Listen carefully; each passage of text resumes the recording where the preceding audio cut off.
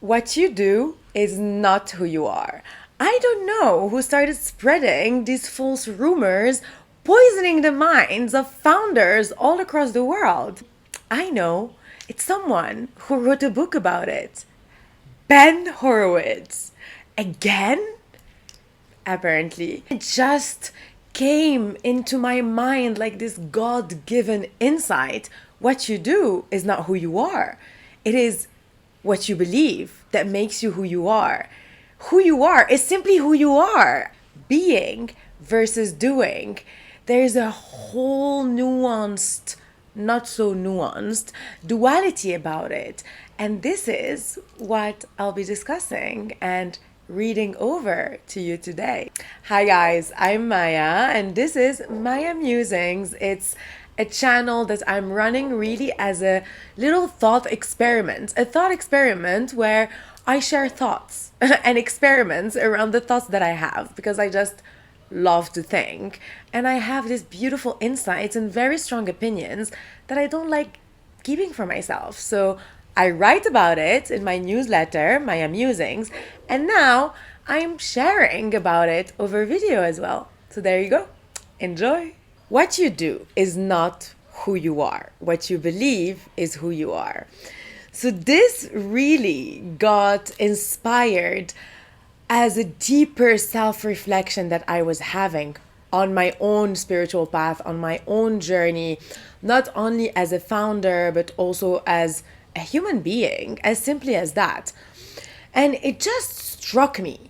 There was something about society and how it's run and how we're putting so much emphasis on the doing, on the productivity, on the hustle, and how it is disconnecting us from simply being. We tend to believe that through our actions we can build our character, but that's not true.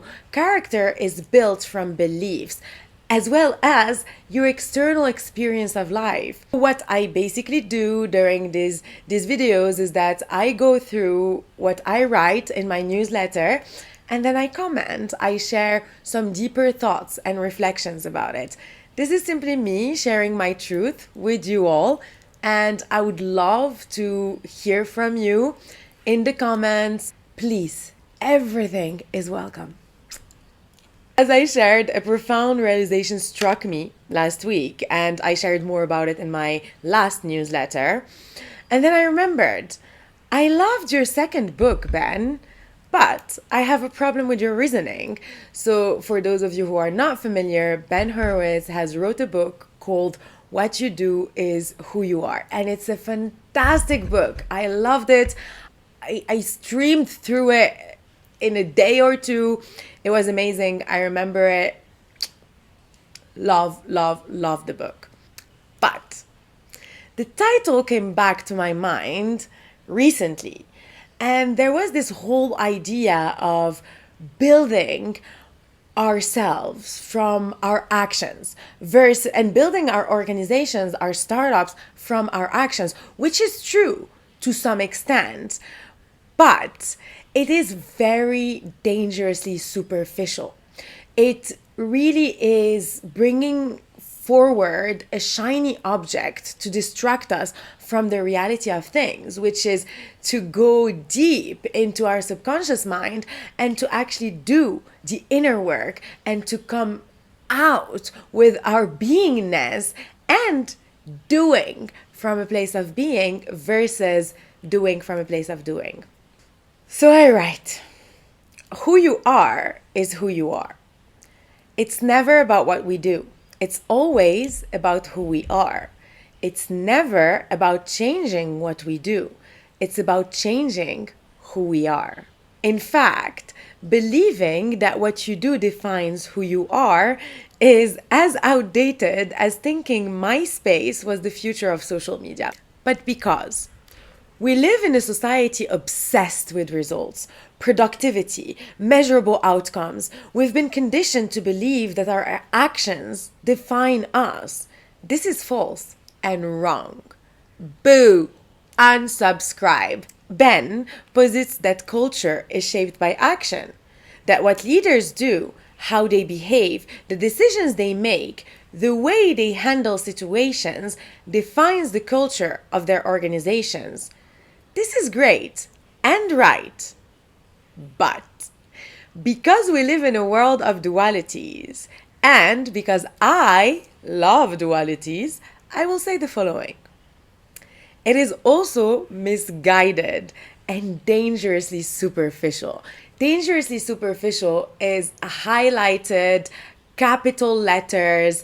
That's how I would describe this statement. I'm sorry, Ben, but you could have gone way deeper and giving us the raw truth as you did in the hard things about hard things. But once again, you missed a huge point in there, and I already wrote something about it.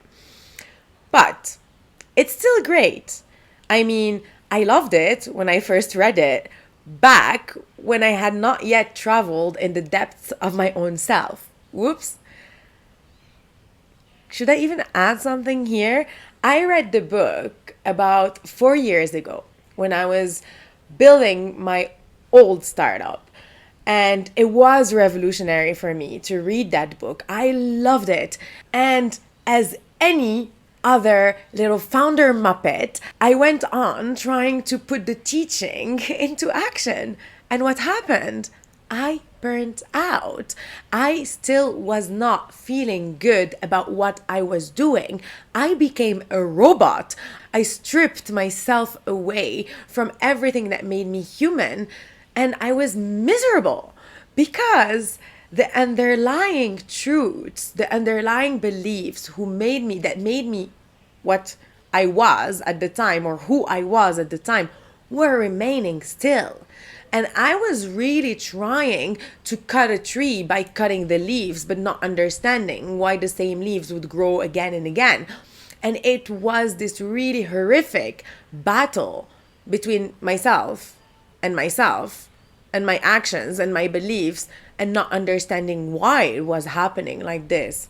I mean, highly not recommend. If you truly want to change yourself, you must go in the depths of who you are and change your subconscious beliefs. And that's what I talk about afterwards. But before, here it goes. While Ben thinks that our actions define us, the truth is our actions are merely a superficial manifestation of something much deeper and more profound. Drum beat. Our beliefs. And before that, I say, and this one is especially dedicated to you, Ben. And by Ben, I mean Ben Horowitz, as well as the rest of the mythical startup gurus. And you guys know who you are. What you believe is who you are. Our beliefs shape who we are, period. And I could have stopped the article there, but it wouldn't have been fun, would it? So I didn't. And let us have fun, shall we? I just want to say I had a blast writing this article. I just let it roar. Like, completely, I didn't want to edit anything that was coming out of my head. I just had so much fun writing this. It may make sense, it may not make sense, but just know that it's coming from the depths of my soul. Anyhow, it's our beliefs, those deeply held convictions that reside in the darkest corners of our subconscious minds, that truly shape who we are. Our beliefs are the foundations upon which our entire reality is constructed, the entire illusion of reality. Maya. I love hunting you. I'm sorry, you guys, but that's the role that I chose to play in this life, and I'm enjoying it so much. So thank you for bearing witness of this and being here, helping me hold this beautiful space for all of us to expand and thrive while I'm hunting you. This is but a simulation after all, isn't it? Beliefs are the lens through which we perceive the world, the filters that color every experience, every thought, every action, every emotion, not action. Sorry, now I feel like Ben is haunting me. Yes, even feelings and emotions, energy in motion, beliefs in motion. If you take a drum and beat it to death, what sound will come out of it? Or will it be out of you? I'm going to repeat this question because I genuinely want you to fully anchor it within. It's a very deep question, and only the real ones will understand it. So if you're a real one, let me know. If you take a drum and beat it to death, what sound will come out of it?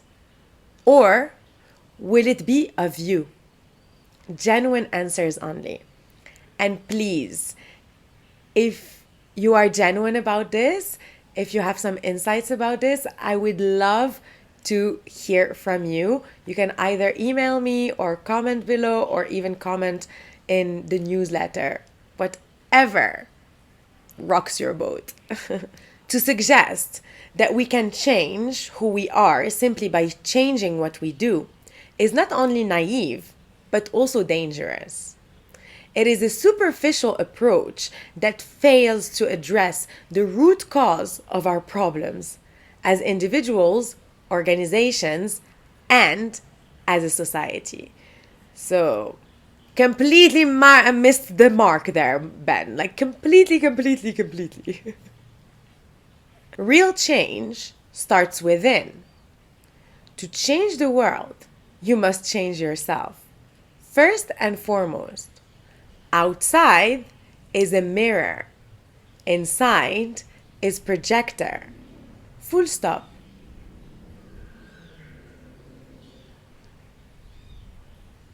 Of course, I won't stop here. Lol. You guys, I'm enjoying this so much. I laughed so much while I was writing this. Oof. And then I sent it to my co-founder and I was like, Steve, I think I just lost it again. And his answer was like, lol, this is great. It's like, he just thinks that I'm part of a weird breed of people that came here with a brain that is wired completely differently. And he's obviously part of it as well. That's why we got along and we're working together. But it's just really funny to have his reactions to every crazy idea I have or every crazy thing that I put out there. I think we're just both like mounting each other in pressure. And I'm really scared for the world. I'm really scared for the world because you guys, you don't understand what's coming to you. And I've known a lot of people in my life, but this dynamic is very dangerous for the world in a good way, Anyhow, every startup founder talks about changing the world. Okay, not every, most. But do they really have what it takes? Changing the world means changing our inner selves first and foremost. Digging in the depths of our nothingness and getting out, skin shed, bathed in blood, rejoicing of the pain we drilled ourselves through. Sorry for the graphic images, but this is literally how it feels. It's not about revolutionizing the world with a revolutionary technology that will end up drawing full compass circles in the ground. It never is. And by that, I've mentioned it several times in my newsletters. I'm talking about the Ubers, the Deliveroos, the Airbnbs that are out there revolutionizing society, making human lives easier. And then, they raise money, get VCs on board, they're pressured to make profits, they raise their prices, they fuck up the entire industry that they built and destroy human lives in the process, drawing full circles, going back to where they started. Where is this revolutionary technology? We're still waiting for it. Maybe it will come with AI or blockchain. Ha! Anyhow, it should start within. Within means shadow corners of our traumatic sides, lights on. Subconscious made conscious. Friendly demons eating out, drinks in the dark, fully sober in the light of our own madness. Mavericks mean mavericks. It was made popular, chasing outside of us. Mavericks means daring to go in. Through going, then we are. Through being, we do. We be, and then we change the world. Not for the faint of hearts. Accepting it requires courage, vulnerability, willingness to truly go against the grain, because no, you're not. Maverick means maverick. Sadly, maverick now means muppet. Mythical startup gurus, boo, unsubscribe. It's time to question. It's time to shatter. Illusions that have kept us trapped in a cycle of suffering and limitations. Maya means shattering illusions. It's time. What else can I say here? The maverick means maverick. I'm tempted to not even explain actually, because this writing is so pure and beautiful. And if you're watching this video, I want you to go and click on the link below and read it as well.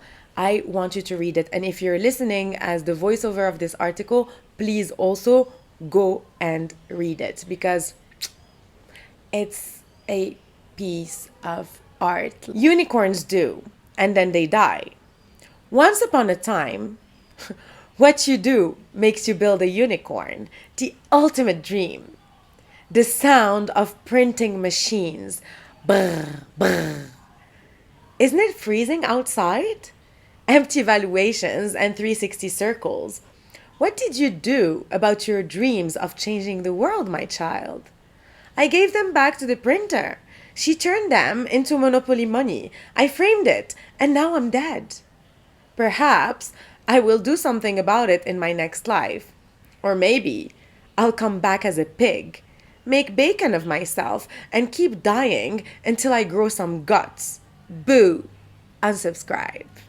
Doing equates nada. That means nothing in Spanish. In Arabic, we'd say walu. Zero, zero, zero, zero, zero. That's how we say it in Arabic. Zero. Batata. But that means potatoes, but whatever. The real holy grail is in the inner work.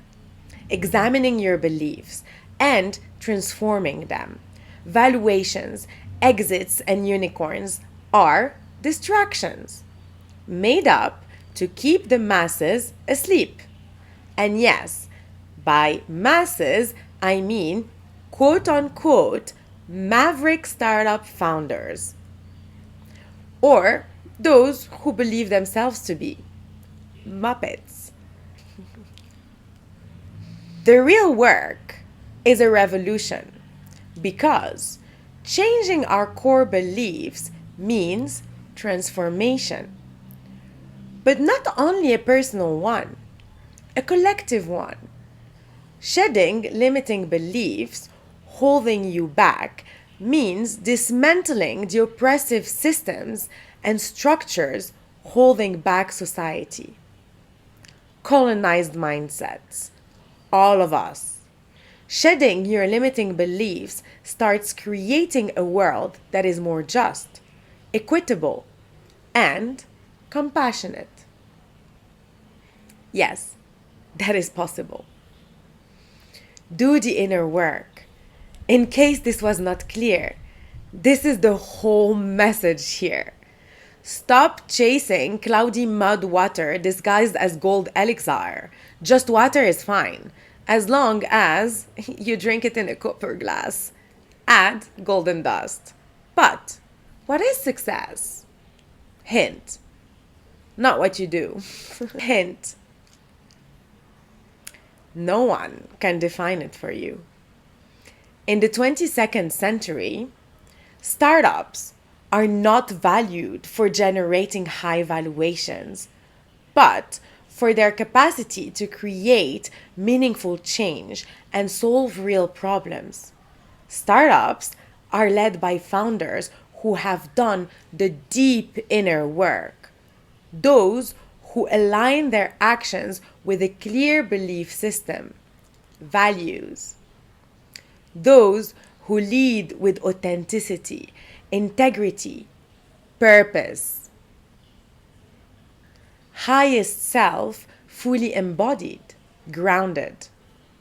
What's your legacy? A consciousness revolution. Urgent necessity. It starts right here, right now. Each of us doing the deep work within,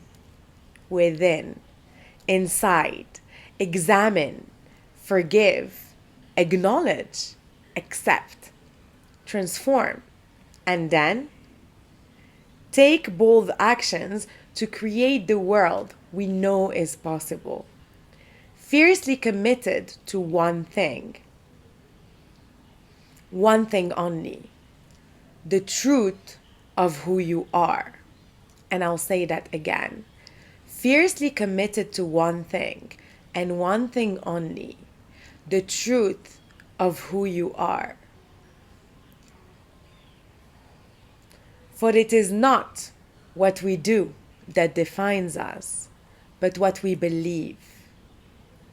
And what we believe is nothing less than the truth of who we are.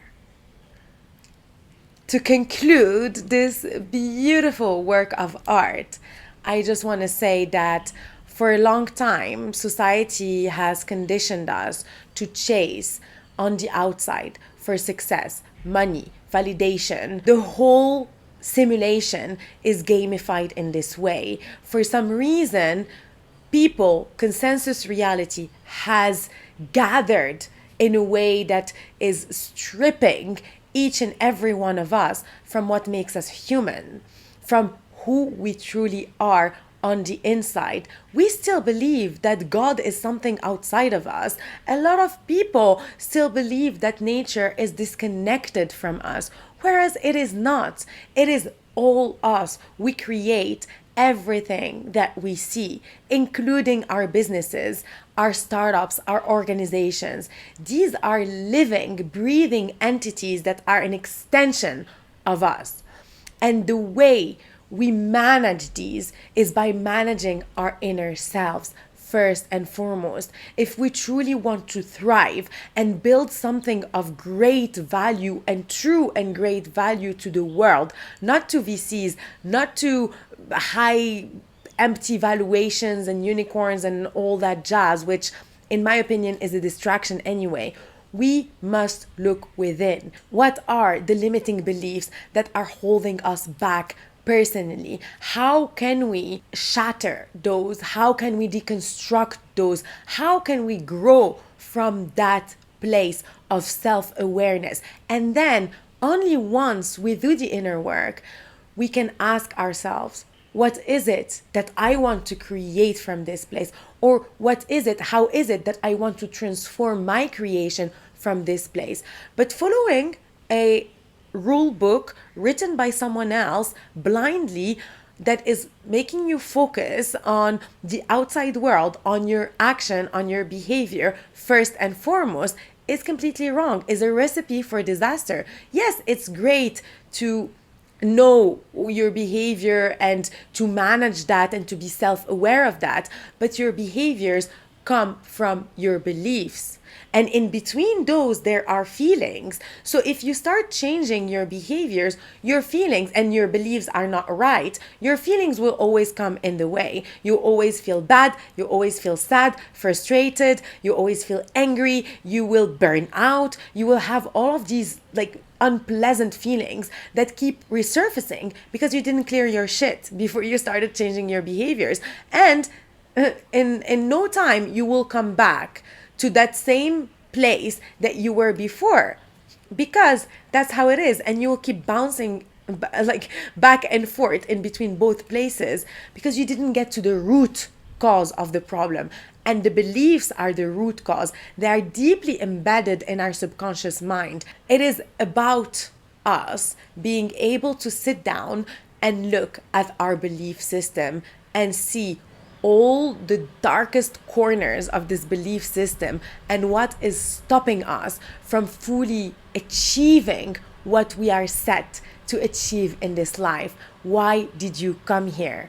What is your legacy? What do you want to leave behind when you leave this earth? Who are you? This is the real question that you should be asking yourself first and foremost. And this is a question that a lot of people are afraid to ask because they're afraid to truly face who they are. So they prefer focusing on their actions, on what they do, versus who they truly are. Because it might not be pretty. We're not all light and love. We have some dark sides and it's beautiful. It's amazing. If only we learn to appreciate them, if only we learn to face them, to see them in the eyes and say, you know what? You're horrific. You're horrible. I didn't think I had this side in me, but I fully accept you and I acknowledge you because no one is perfect. Everyone has dark sides and we should be able to embrace that with all of our being. And this is what turns into source of power for us to be able to become these channels of divine creation, changing the world as we know it and for real. So this entire article is an invitation for all founders out there and all people, really. This is not only for founders. This is very generic for every human being to sit down and do the inner work. Please don't be afraid to face yourself because you are the most perfect creation that has ever been made, with all your flaws, with all your weaknesses, with all your dark sides. Please do not be afraid to face your dark sides. Darkness is natural. There wouldn't be light if it wasn't for darkness. Darkness represents the moon. It's the night. That's why I always make these little videos at night, because I love darkness. I love the moon. This is where I get my power from. And that doesn't mean I'm a bad person. And that doesn't mean you are a bad person if you start facing your darkness. On the contrary, it just means that you are whole, that you are human. And how beautiful is that? So please go do the inner work and start watching how your life starts changing on the outside, how your behavior starts changing as a result of you changing your core beliefs. It just happens naturally. It's not a fight anymore. It's not a grueling thing to do anymore. On the contrary, it becomes so easy when you come back to your true nature. Your actions start aligning with that true nature. And you start automatically doing the right thing, going to the right places. You are following your inner compass. You connected deeply to your intuition. You're not just following a manual, a rule book, a playbook that has been made for you as if you were a robot. You are not a robot. You are human. So embrace all of your humanness, my friends. Oh, and also, this is not to say that as a startup founder, you shouldn't focus on your culture or like your behaviors as a leader, your profits, your financials and all that jazz. On the contrary, these are important components for you to build a successful business. But what I'm saying is, once you start focusing on the inner side of you as a founder who is leading this organization, who has built this as an extension of yourself, you start transforming your organization as well. You start transforming your startup. You start transforming the dynamics within your team, but also how you are approaching all of these different sides of it, as well as how you are approaching any challenges that are coming your way. And I'm speaking from experience here because whenever something arises, and I know this is not at all the conventional approach to problem solving in startups, but it has worked wonders for me, because whenever a problem would arise on the outside, instead of looking for a solution on the outside, I retreat back inwards and I look within me. Okay, what is now causing this blockage? What is reflecting this blockage from the inner side of me?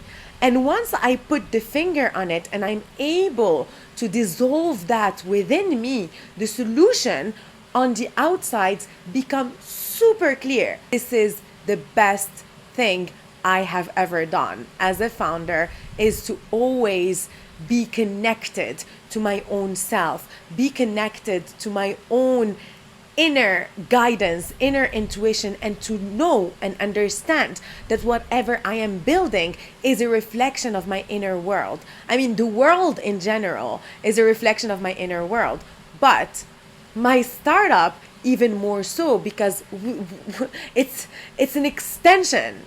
It's not even a mirror, it's an extension. We share the same energy. I created it from within. It is an insight that has came to me, and I materialized it into the world. It is only normal that I look within myself whenever a problem arises, because our subconscious is so wide and complex, and you can spend years and years and years digging in all the corners and you wouldn't make it all conscious. So the best way to go about it is whenever something arises, and you can start taking that as a starting point and do the work. Are you facing a difficult situation within your business right now? Then turn inwards and ask, what is this telling me about myself?